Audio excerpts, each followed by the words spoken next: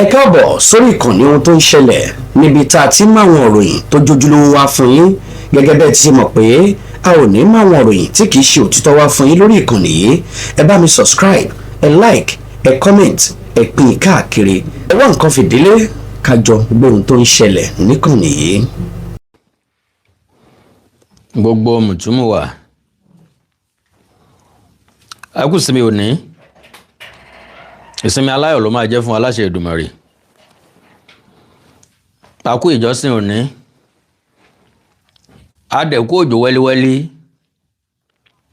ìyẹn fáwọn èèyàn tí wọ́n láǹfààní tí òjò rọ̀ délé wọn.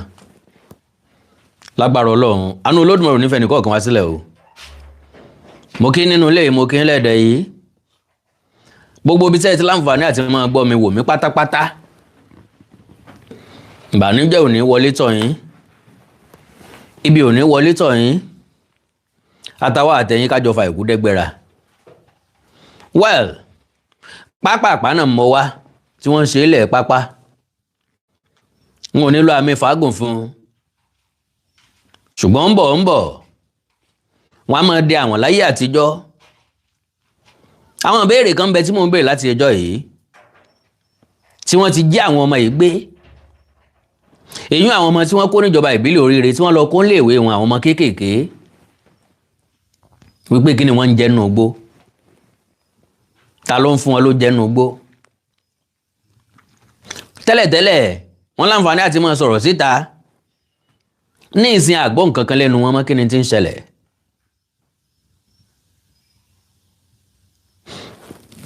ọmọ táwọn ajínigbé jí gbé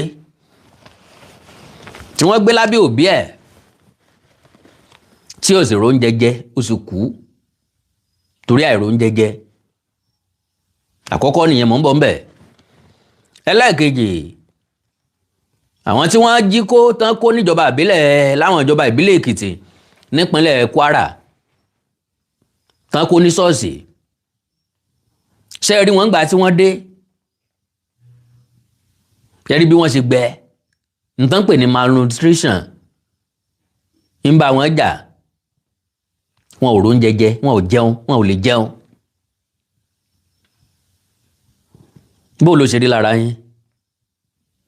tòrá ń pariwo láti ẹjọ́ yìí. ìjọba Ṣèyí Mákindé ló ń gbìyànjú, ìjọba àpapọ̀ láwọn ń gbìyànjú, àwọn ń sa gbogbo ipá wọn. ipá wọn ò mọ àwọn ọmọ ọlọ́mọ wálé. àwọn ọmọ ọlọ́mọ ń kájọ́ nínú gbòǹbì tán wà. oúnjẹ èwo ni wọ́n ń jẹ sẹ́ẹ̀? ṣé ẹ gbàgbé ìbéèrè mi nígbà tí kìnìún ìṣẹ̀lẹ̀ wípé sáà máa rí àwọn ọmọ yìí gbà padà? ẹlẹ́ẹ̀kejì, sáà rí wọn gbà pé? ẹlẹ́ẹ̀kẹta, ṣé wọn ó pè padà? I mean pẹ̀lú ẹ̀tì wọn, ṣé ẹ̀tì wọn ṣé yóò pé, ṣé yóò complete padà tán bá dé? mi ò rí èèyàn kankan dá mi lóhùn o. tálágbẹ̀dẹ mi bá sì ti ń lurin lójú kan, àmì bẹ́ẹ̀ ni n kò tí ì mọ̀ pé ròyìn eléyìí tó jábọ̀ yìí ó jábọ̀, tí mo fi ń béèrè àwọn ìbéèrè yẹn.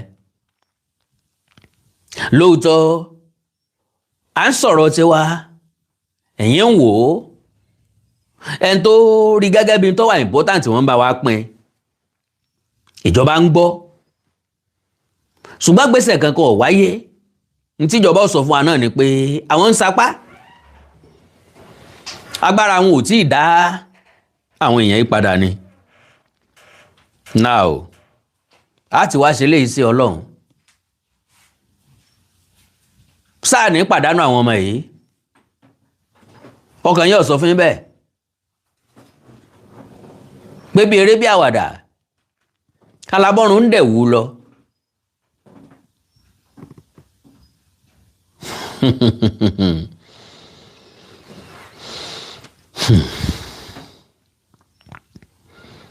ń ta rò pé yọ wọ́n bóró, ṣe ló ti pọ̀n mẹ́rù kọ́. ọ̀rọ̀ tó a rò pé yóò bí ìgè ó bí àdùbí. gbogbo ọmọ káàárọ̀ oòjíire,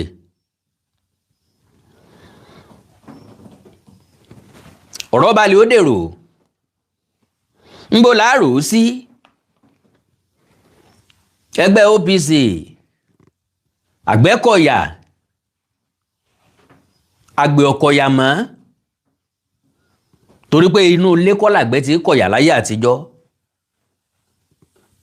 bí gbogbo yín lẹ gbọ́ tán Adéoyè olórí Àgbẹ̀kọ̀yà lákànrán ńlẹ̀ Ìbàdàn jò ní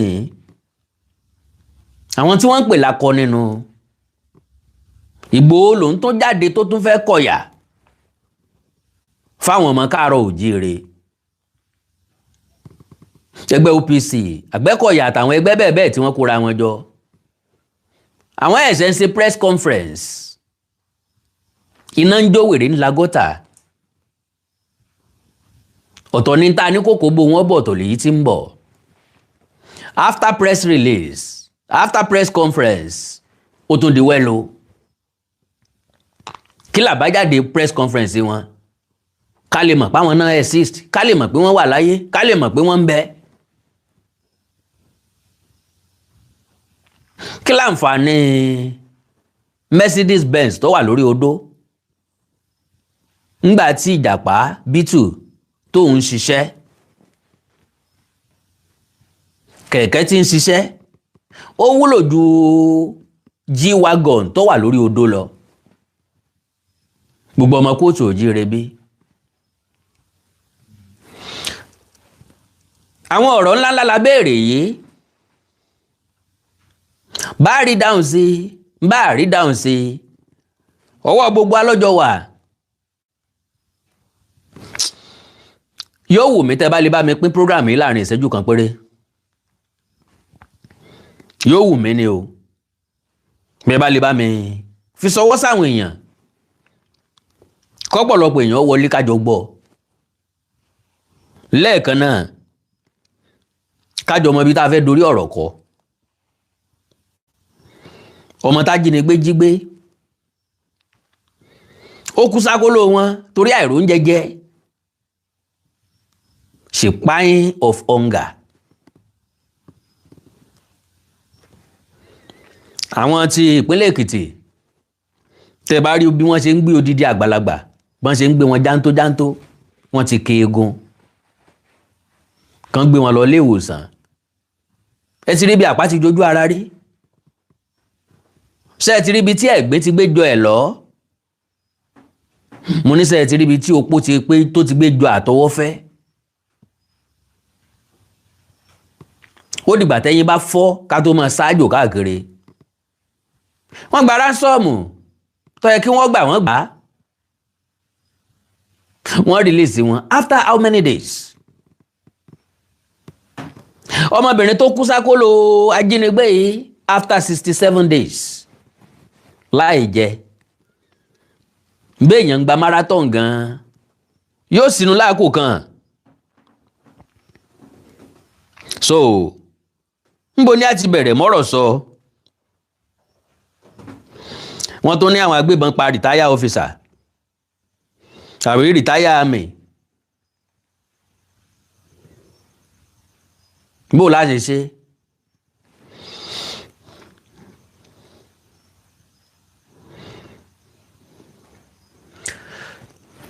ẹ bá mi pín program yẹn láàrin ìṣẹ́jú kan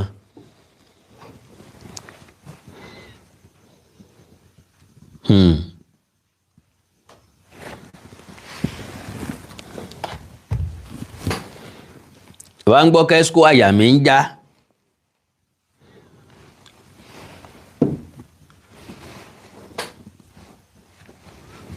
now ẹ já lọ sọ́dọ̀ àwọn OPC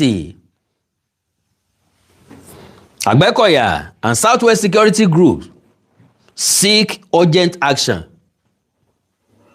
over Oyo abductions láago mélòó after close to 2 months ẹ káàbọ̀ sá ẹ káàbọ̀ mà God bless you bẹ́ẹ̀ ṣe ń wọlé wọn ẹ bá ń pín the Southwest security stakeholders has called on the federal government and the Oyo state government to intensify efforts to secure the release of victims abducted in Igbope, Orelope local government area and dozens of school children kidnapped in Ogbomoso, warning that the worsening security situation is heightening fear across communities. Mo ń béèrè lọ́wọ́ wa, ṣé ń tó yẹ kó ti ẹnu OPC jáde lélẹ́yìí?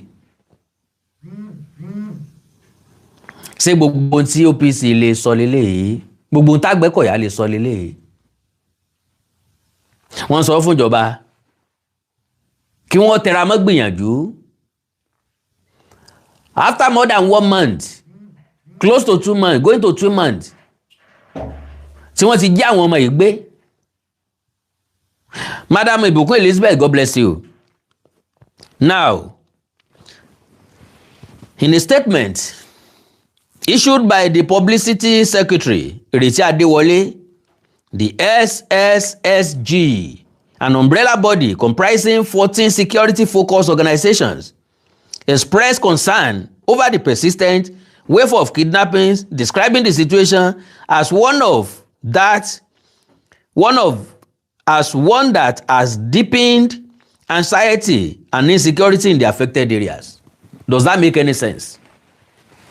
Wọ́n ní ẹgbẹ́ 14 tó kóra wọn jọ tí wọ́n pera wọn ní security outfit.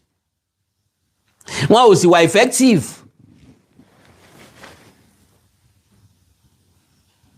So kí láǹfààní wíwà wọn ńgbà tí wọn ò ṣiṣẹ́? Okay, the coalition includes the Oodua People's Congress, OPC, Àgbẹ̀kọ̀yà Society, ó di 2, Àgbẹ̀kọ̀yà Peace Movement, ó di 3, Àgbẹ̀kọ̀yà Solidarity Movement, ó di 4, Vigilante Group of Nigeria, ó di 5, Professional Hunters Association of Nigeria, ó di 6, Oodua Warriors, ó di 7, Vigilante Jaun, ó di 8, Comsaic, ó di 9, Ìṣọ̀kanlẹ̀ Oòduà, ó di 10, Ẹgbẹ́ Obìnrin Oòduà Àgbáyé, ó di 11, and Ọmọ Oòduà United, among other security organizations. My question ó ní pé gbogbo ẹgbẹ́ tán dárúkọ wọn yìí, excuse-ma, mélòó nínú wọn lẹ́yìn gangan gbọ́ rí? Ọjọ́ wo ni wọ́n dá Iru Ekun kalẹ̀? Throughout the federation ni wọ́n ti gbọ́ nípa Iru Ekun. That is effectiveness. It is not how well. It is not how far, but how well. Ẹgbẹ́ bíi 14 kóra wọn jọ. Wọ́n pera wọn conjunction. Láì ṣe pé mákẹ́tà méjì fẹ́ gbé fíìmù kan jáde. Wọn ò dẹ̀ rí nǹkan kan ṣe sí insecurity ní Southwest tàbí ilẹ̀ Káàárọ̀ Oòjíire. Níbo làwọn ẹgbẹ́ wa kóra wọn sí tán ti ń ṣèpàdé? Àbí press conference nìkan náà ni wọ́n lè ṣe? Wọ́n unite láti ṣe press conference. After press conference, wọ́n á lọ silent again. The appeal followed the abduction of Kuburat Omowumi and her son on June 16, 2026 in Igbope, Orilope local government area of Oyo State. It also came in the wake of the kidnapping of no fewer than 42 pupils and teachers on May 15 from Baptist Nursery and Primary School, Yawota, LA Primary School and Community Grammar School, Esiele in Ogbomoso. The SSG criticized what it described as the inability of government and security agencies to secure the release of Omowumi and her son, urging both the federal government and the Oyo State government to deploy all necessary resources and mobilize relevant security agencies to ensure the safe rescue of all abducted victims. Báwọn ẹgbẹ́ tán kóra wọn jọ ìbá jẹ́gbẹ́ tí wọn ò pè wá lọ́bọ, tí wọn ò pè wá ń dèdèrìn, tí wọ́n sì mọ̀ pé àwọn nìkan ṣe.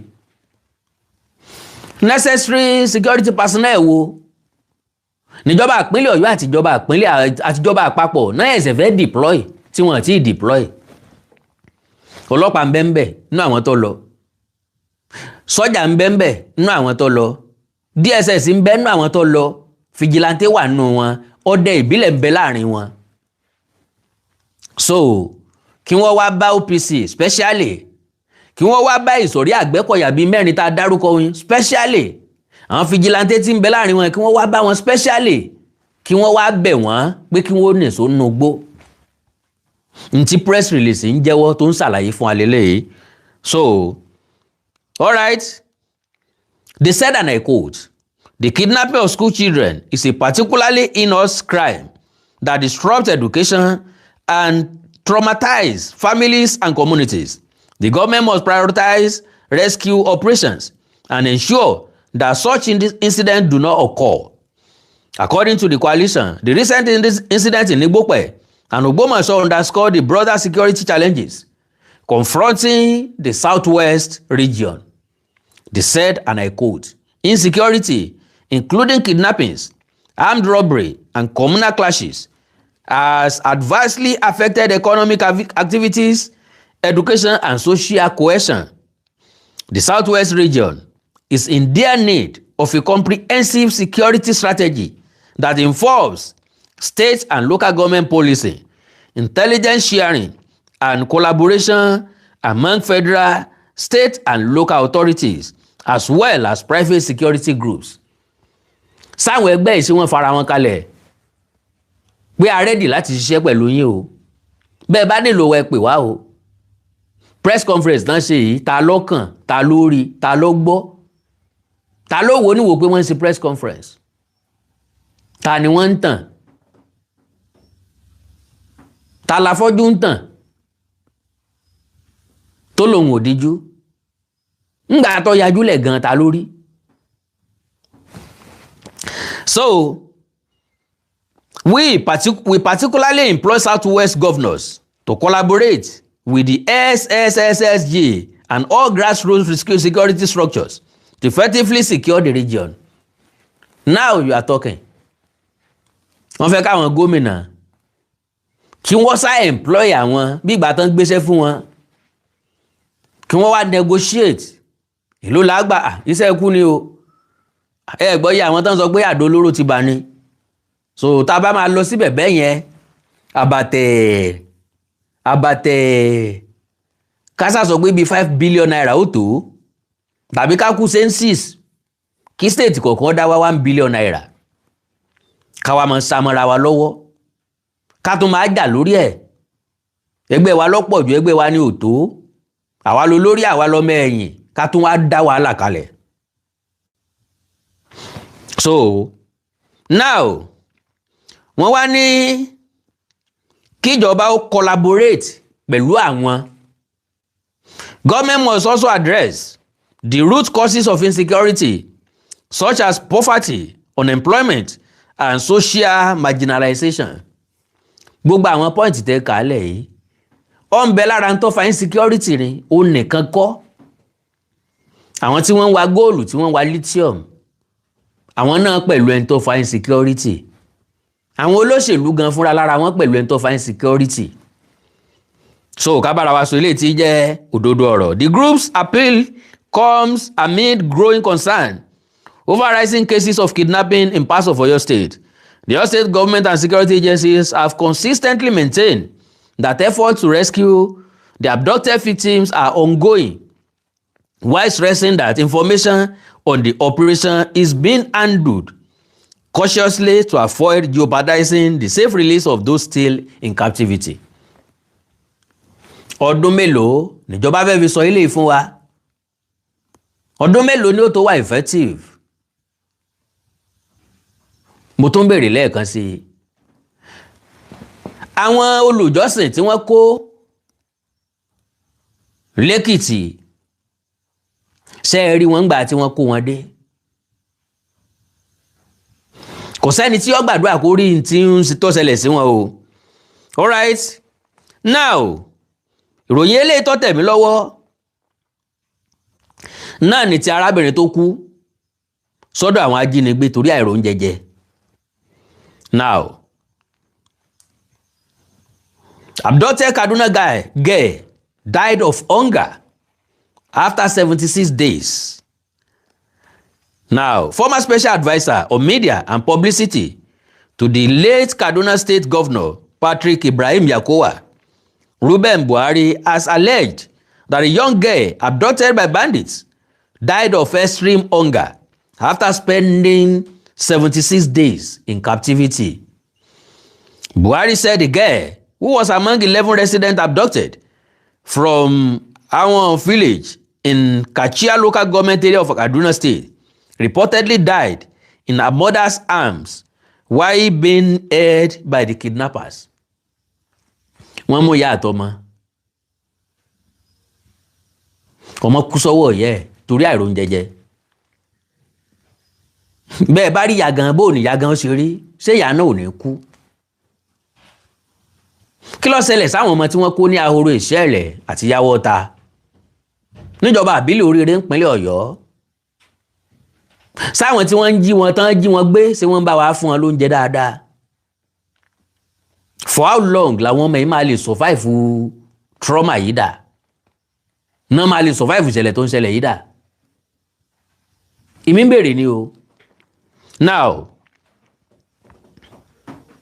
in a Facebook post on Saturday, Buhari alleged that the abductors demanded 300 million naira, Tani ó san, and 25 motorcycles as ransom for the victims' release, rejecting an offer of several millions of naira made by the community. Àwọn aráàlú dáwó jọ. Wọ́n ní kí wọ́n kó fún wọn, àwọn ajínigbé láwọn gba 300 million naira. Atálùpùpù ọ̀kadà 25. Àwọn kìíní tí wá di jẹjẹrẹ sí wa lọ́rùn. Wọ́n wá ń kó wá jẹ bó ṣe wù wọ́n, kò sí wàhálà. According to him, residents are now pleading with the kidnappers to release the girl's body for burial. Àwọn tó dàgbà jùlọ tó kú ṣé wọ́n release òkú wọn fún sísin. He said, and I quote, "After 76 days in the kidnappers' hands, we received a call yesterday that one of the victims, a little girl, is dead. She died of extreme hunger.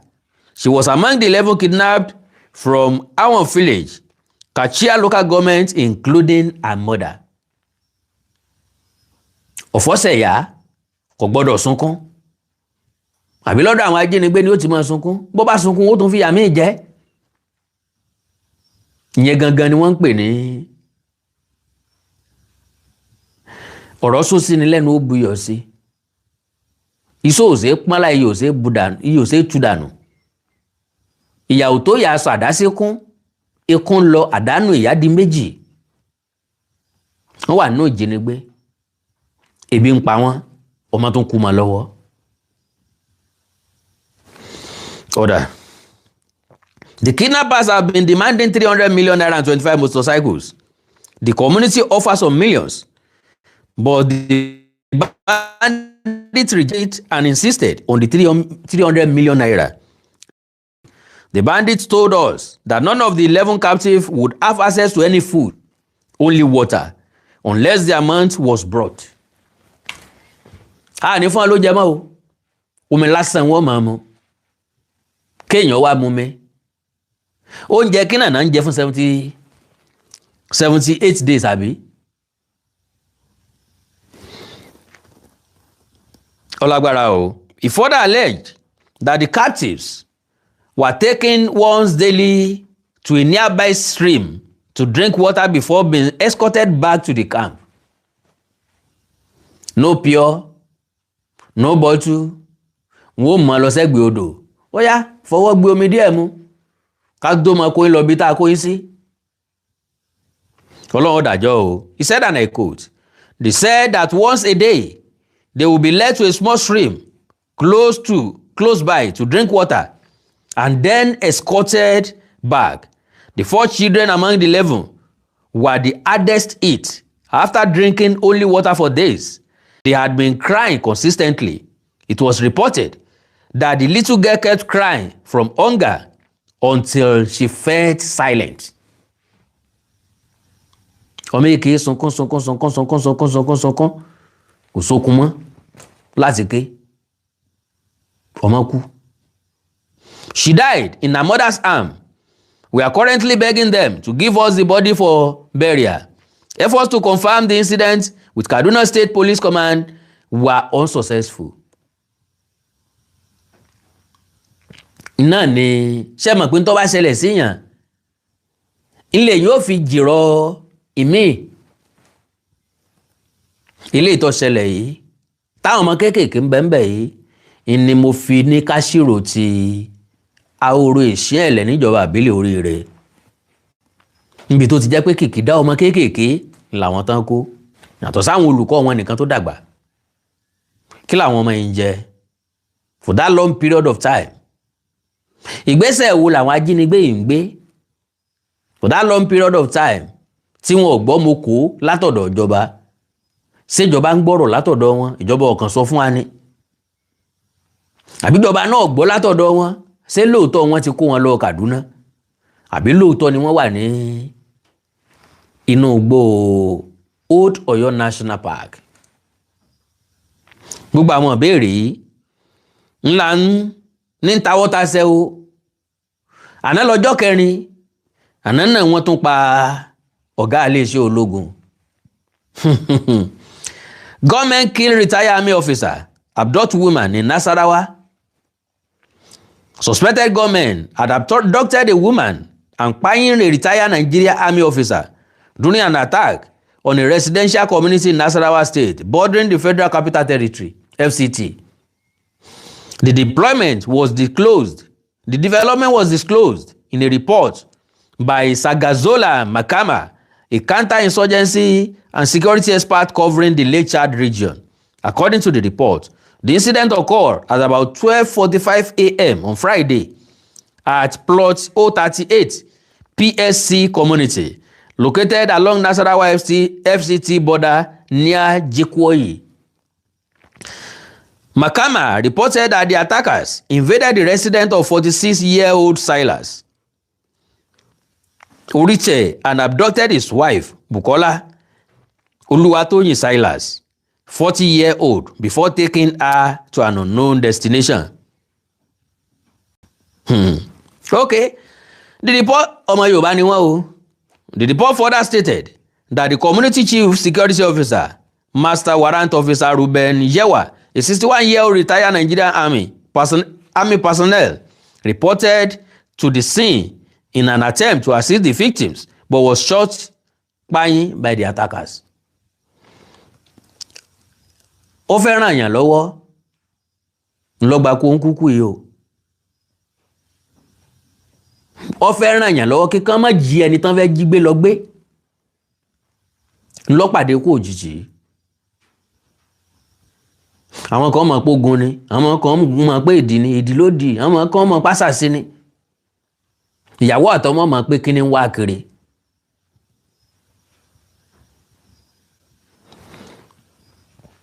Security operatives have intensified efforts to rescue the abducted woman unharmed and track down those responsible for the attack, while area domination operations have been reinforced to prevent further criminal activities. Ọjọ́ mélòó la fẹ́ reinforce dà? Now, gbogbo àwọn ẹbí àwọn ará Èkìtì tí wọ́n jí gbé, tí wọ́n fi ilẹ̀, tí wọ́n ní wọ́n regain freedom. Kí ló ṣẹlẹ̀ sí wọn? Kí n ròyìn tán mú bọ̀? Wọ́n gba ransom o.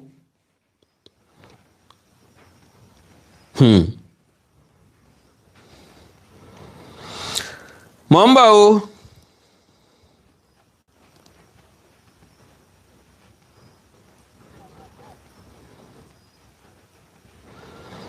Mò ń bọ̀ o.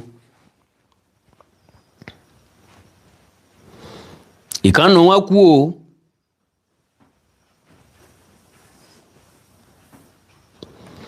After 67 days. 67 days làwọn náà lò. After 67 days in captivity, kidnapped Ekiti worshippers regain freedom.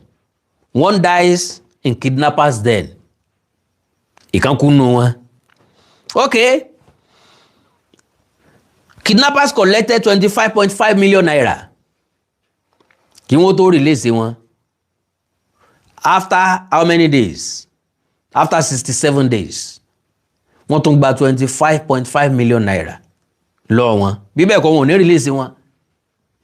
mo rí picture wọn ẹkún gbọ̀n mí Ọlọ́run bá ń gbọ́ wọ́n ti gbẹ́. All right, kidnappers collected 25.5 million naira ransom, 150 litres of petrol, 5 bags of rice, say community source. Oyebanji orders, okay. Oyebanji ní kí wọ́n fún free medical care, medicine after death ni. Free medical care tán bá fún wọn, èèyàn kan ó lè sin gbádẹ́lì sọ pé kán fún wọn ní free health care. A nígbàgbọ́ pé gómìnà Oyebanji yóò ṣètọ́jú wọn dáadáa. All right. The worshipper abducted during an attack on a Christ Apostolic Church in Edauniyo, ilé méje local government of Ekiti State on April 28, 2025 have regained their freedom. April wọ́n ti já wọn gbé, wọ́n ẹsẹ̀ fi wọ́n lẹ̀. Ọmọ tán wá jí gbé ní May, àwa ń pariwo lé wọn lórí. Ọlọ́run ṣàánú wa. However, one of the victims, a woman, died while in the custody of the kidnappers. Though the Ekiti State Police Command said the victims were rescued through coordinated security operations, community sources disclosed that the kidnappers collected 25.5 million naira ransom, 150 million of petrol, 150 litres of petrol, 5 bags of rice, cartons of noodles, and other food items before releasing their victims. Kẹ́lẹ́ mọ̀ tó sáré wá sọ́kàn mi. Kí ló dé tí ilé ọ̀sẹ̀ ọlọ́pàá máa ń parọ́? Coordinated security kinní kan. Ṣé ẹ fẹ́ sọ fún apẹ́ ẹ̀sán ránsọ́ọ̀mù ni? Wọ́n wá rìlíìsì wọn. Àwọn ọmọ tán kó lẹ́yìn ìjọba àbílẹ̀ oríire yìí. Ẹ má waste àwọn ọmọ ọlọ́mọ. Ẹ má fẹ̀mí àwọn ọmọ ọlọ́mọ ṣòfò. Ẹ má fi ẹ̀mí wọn ta káìtì. Ẹ má fẹ̀mí wọn ṣe politics. The earlier the better. Ẹ fáwọn ajínigbé ní tí wọ́n fẹ́ kí wọ́n release àwọn ọmọ yẹn kẹ́ wá intensify security yín to any length. 67 days. Àwọn eléyìí ló lè wá ròyìn. I saw them. I nearly cried. Bí sọ mi èèyàn lórí báyìí. Wọ́n ń gbé àgbàlagbà báyìí gbà tí wọ́n bá gbé kòkó ni. Sọ̀kalẹ̀ nínú mọ́tò. No strength to walk. À ń bọ̀ síbọ̀ sí àwọn ọmọ kéékèèké o. Sẹ́mi wọn kò. Ṣé bàbá rí wọn gbà? Ṣé wọn ò lè wúlò fúnra wọn mọ́? Látàrí àti lọ léèwé, wọ́n lọ léèwé wọ́n dáràn. Àwọn eléyìí lọ jọ́sìn ni wọ́n kẹran.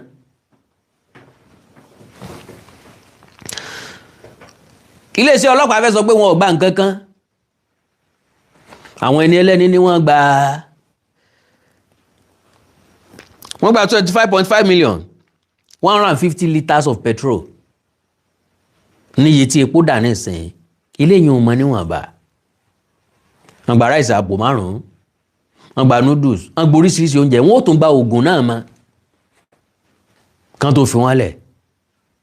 Iléeṣẹ́ ọlọ́pàá ẹ̀ ń parọ́.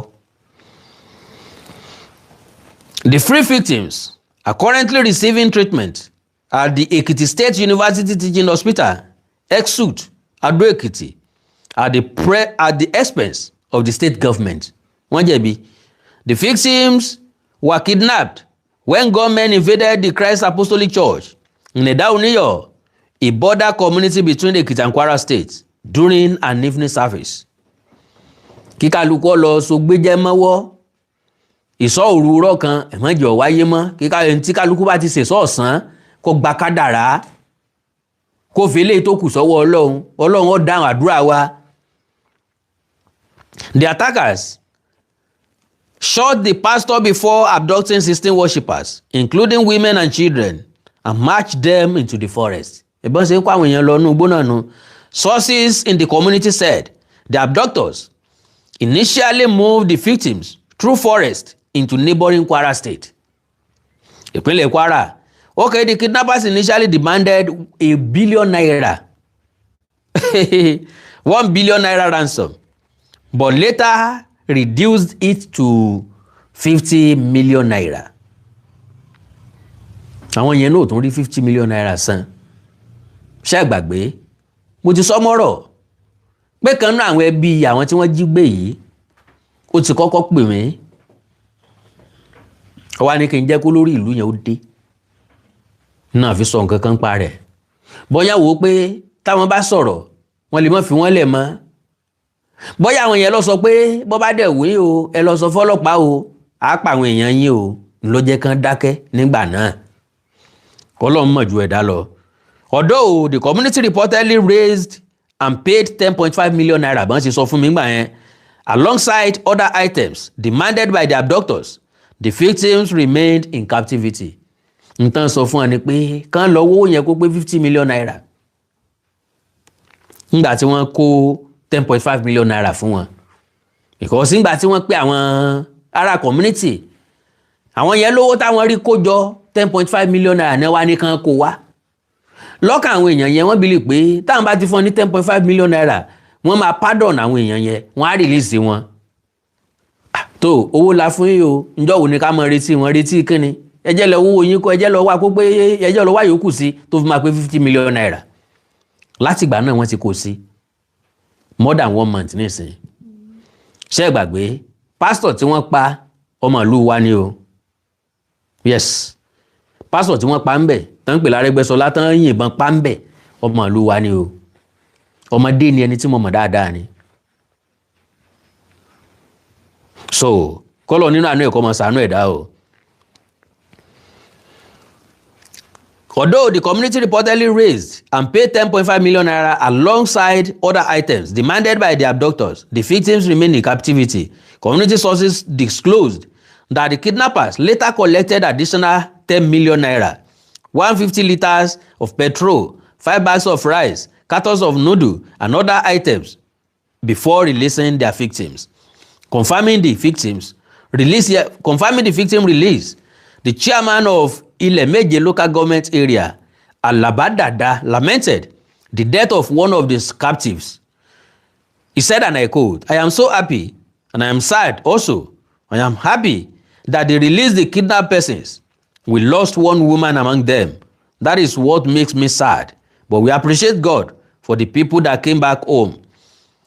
Dada said the victims were initially taken to the general hospital in Ekiti before being transferred to Exud for comprehensive medical care. He said, and I quote, "Their condition is bad." Wọn ò ní sọ fẹ́yìn gan tẹ́ fi máa mọ̀ pọ̀ bad. Kò ṣeé wò nínú picture. Their condition is bad. They cannot walk. I said it. Baálé ilé, ìyálé ilé, wọ́n gbé wọn báyìí bí ìgbà tí èèyàn bá ń gbé kòkó ni. Wàláì, bí èèyàn bá jorí ahun, yóò sunkún.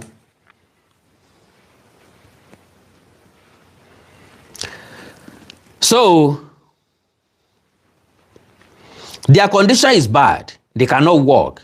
They are injured. The kidnappers beat them. They said they had not eaten for over a week, but we thank God for their release. Now, ǹjẹ́ ẹ̀mọ tí ó ṣẹlẹ̀ tí wọ́n fi ń fún wọn lóúnjẹ? Bóúnjẹ tí ń bẹ lọ́wọ́ wọn ò bá ti tó nǹkan kan mọ́. Àwọn ajínigbé ni ó máa jẹ. Wọn ò ní fáwọn lóúnjẹ mọ́. Bó bá jẹ́ pé àìjẹ́ǹjẹ ọ̀sẹ̀ kan ló mú wọn kán rí bọ́n ṣe rí yẹn, how much more ẹni tó ti wà ń bẹ̀ more than 1 month tí wọn ò jẹun mọ́ tán fún wọn lóúnjẹ mọ́. Ṣé ẹ rí fídíò kan lẹ́nu ọjọ́ mẹ́ta yìí táwọn ọmọ kéékèèké méjì kan wà ńlẹ̀ẹ́lẹ̀ tí wọ́n ti gbẹ tegun wọn ti gbẹ lára wọn wà ní ọ̀dọ̀ àwọn ajínigbé ni o tí egun ara wọn ti jáde báyìí ọmọ kéékèèké méjì bí àwọn ọmọ tí wọ́n ẹ̀sẹ̀ ń rákòrò àbí tán ẹ̀sẹ̀ ń rìn ọmọ tí lè jọ ọdún mẹ́ta lọ ọmọ yẹn ò tí lè jọ ọdún mẹ́ta ọdún mẹ́rin lọ àwọn ajínigbé yẹn rìkọ́ọ̀dù wọn wọ́n sẹ̀ǹdẹ̀ àwọn yẹn kọ́kọ́ fẹ́ sọ pé àwọn ọmọ tó ríire ni wọ́n á ní kò ní jẹ́ méjì péré náà máa rìkọ́ọ̀dù nínú wọn. All right. A community leader, Ayodele Oni, described the victims' release as a huge relief after weeks of anxiety. Confirming the development in the statement yesterday, the police public relations officer in Ekiti State, SP Sunday Abutu, said the rescue of the victims followed sustained intelligence-led operations involving the police, military, other security agencies, the Amotekun Corps, local hunters and Ekiti State government. Ẹ lọ wá bí jókòó jàre.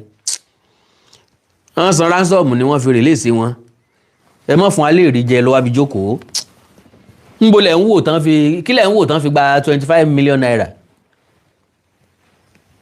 ṣé security outfit yín náà ni lọ́jẹ́ kan gba 150 litres of petrol ẹ mọ̀ iye kẹ́ẹ̀gì tí wọ́n fi kó 150 litres of petrol ni ẹ mọ̀ iye tí wọ́n fi kó páálí noodles ṣé páálí noodles 10 náà fẹ́ gbà ni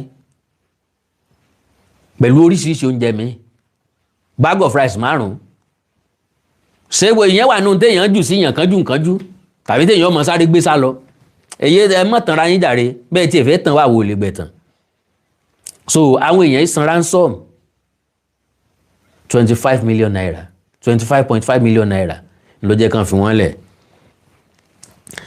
They said, and I quote, ọ̀gá ọlọ́pàá ló sọ bẹ́ẹ̀ o, the rescue victims have since been taken to the hospital for medical examination and treatment to ascertain their health condition and ensure they receive adequate medical care.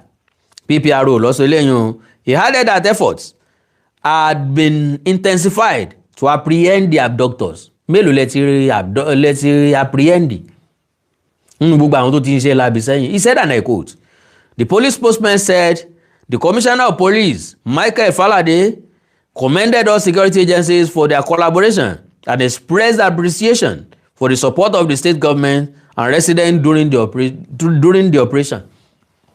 Bóyá ẹni tó táṣìírí wọn ní ìsìn pé wọ́n gba ransom wọ́n ti pè wọ́n ti mọ̀ sọ pé kí ló dé tó fi máa sáré lọ sọ̀rọ̀ síta bẹ́ẹ̀ ó ṣe máa dáwọn oníròyìn lóhùn. Àwọn tó dáwó sáró ní ro wọn ni. Kí ló yẹ tíjọba òkú 25 million naira yẹn lẹ̀ asap kan fi ràn wọ́n lọ́wọ́. Kò síbi táwọn èèyàn ò wá owó dé tán ti ní káwọn èèyàn máa dáwó fún wọn tán ti ń tọrọ owó. Ìjọba ìpínlẹ̀ Èkìtì gbọ́ngbà náà o tán wá ní wọ́n fún wọn ní kán tọ́jú wọn lọ hospital yìí o gọ́ọ̀mẹ̀ntì ò lè raise 25 million naira kan kó fún wọn.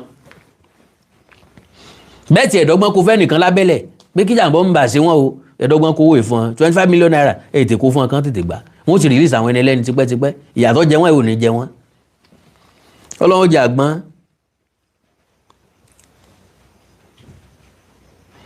Meanwhile, the Ekiti State Governor, Mr. Abiodun Oyebanji, has directed the management of EXUT to provide comprehensive medical screening and treatment for the victims. A statement by the special advisor to the governor on media, Olayinka Oyebode, said the governor also instructed the State Ministry of Health and Human Services to take full responsibility for overseeing the welfare and well-being of the victims, with the state government covering all medical expenses in cure during the treatment. That is not the only thing we want. Sorry o, ẹ̀yin kọ́ lẹ sọ pé kí wọ́n jí wọn gbé, ẹ̀yin kọ́ lẹ sọ pé kí wọ́n máa ṣe ìsọjí. Ṣùgbọ́n ká tọ́jú wọn nìkan lọ hospital kò tó o. During that 67 days, they've lost so many things. Business tí kálukú wọn bá ń ṣe ó ti paralyze. Àwọn tí wọ́n dá owó yẹn fún wọn bo ni wọ́n ti rí ṣe ìṣègbèsè ní bẹ́ńlẹ̀ fún wọn. Ìjọba ìpínlẹ̀ Èkìtì, sir, governor, my governor, àṣetán ló lórí ìyàn ìdúpẹ́ lọ́wọ́ aláṣekù. Ẹ dákun sa o, mi ò tó yín bá sọ̀rọ̀ yìí tó yín pàṣẹ fún o. Ṣùgbọ́n bàbá dáṣọ fọ́lẹ̀ ṣe là á páláró. Bàbá la ọ̀lẹ́ níjà ṣe là á sìn délé. Ẹ dákun, bó ṣe 25 million naira nìkan, ẹ bá dá padà fún wọn. Kàn dáwó padà síbi tán ti yáwó. Wọ́n máa yá àwọn owó yẹn ni kò sí ẹni tó fẹ́ dáwó fún ènìyàn kankan lásìkò yìí. Ìrànlọ́wọ́ tẹ́ lè ṣe fún wa nìyẹn o. Tó bá dẹ̀ tún ní nǹkan míì tẹ́ tún lè ṣe fún wọn. God bless you, sir. Governor Oyebanji has expressed his appreciation to President Bola Tinubu for his support in ensuring the safe return of the victim. Lọ́nà bo. Ẹ mọ́ campaign, ẹ mọ́ mú campaign wọ́. Ẹja ṣe lọ́tọ̀ọ̀tọ̀ kú ọ̀pápọ̀ mọ́yàwó. Wọ́n ní Bọ́lá Tinubu ṣe. Tán fi rescue wọn. Bọ́lá Tinubu ló kó yàn wá láti Àbújá ni. Àbí special task force ló wá. Sáwọn yẹn ò gba ransom. Kò sí nǹkan tó kan Bọ́lá Tinubu ń bẹ̀. Tíjọba ìpínlẹ̀ ọba ti lè rescue àwọn èèyàn tí ń bẹ nínú ìlú ẹ̀. Ẹ mọ́ kàrámọ̀ nǹkan tí ò nídìí fún wa. He also commended heads of all security agencies in the state, the State Council of Traditional Rulers, leaders of the Edaoniyol community, and the state chapter of the Christian Association of Nigeria, CAN, along with other stakeholders, for their role in securing the victims' release. Ìyẹn ń jẹ́ kó yé wa wípé àwọn CAN ló ṣe gudugudu tó pọ̀ ńbẹ̀. nípa owó dídá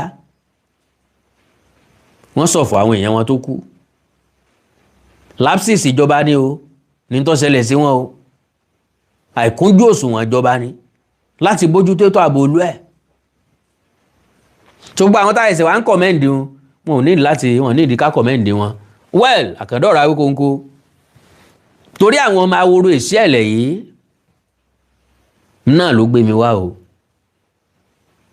ṣé wọ́n ń jẹun níbi tí wọ́n wà kí ni wọ́n ń jẹ ṣé wọ́n wà láàyè ṣé wọ́n pé sára wọn le sáàrì wọn gbà padà sára wọn ó pè ń gbà táàrì wọn sáàrì wọn gbà pé ṣé wọ́n sì wà nù gbó yẹn àbá ti gbé wọn lọ Kaduna kò jù bá náà lọ àkàndọ̀rọ̀ Awíkonko àjàwó àrò Awíkonko aṣọ lójú ọlọ́rọ̀ bọ́lọ́rọ̀ wá gbọ́ kí n bá lábàbọ̀ ọlọ́run ṣe mò ń dágbére tí kúkọ́ tàrùn kọ́ òtún dijọ́ mi ká tó láǹfààní àyè tún pàdé o ẹ like follow page mi lórí Facebook Awíkonko television ẹ subscribe sí YouTube channel mi Awíkonko TV àtònídèmọdé TV ẹ ní nǹkan pàtàkì tẹ́ fẹ́ kájọ sọ ẹ já sọ lórí WhatsApp +234 904 851 9362 +234 904 851 9362 èdè àti àṣàlẹ̀ káàrọ̀ òjìrè bí òní wọmi o orílẹ̀-èdè ilẹ̀ káàrọ̀ òjìrè òní dàrú ìlú ẹnì kọ̀ọ̀kan wa yóò tòrò mìnìmìnì àjò àṣẹ ó dàárọ̀ ọ̀run ayọ̀ lásán ẹ kú sinmi òní ẹ kú múra sí ọ̀la God bless you all ó dàbọ̀ o.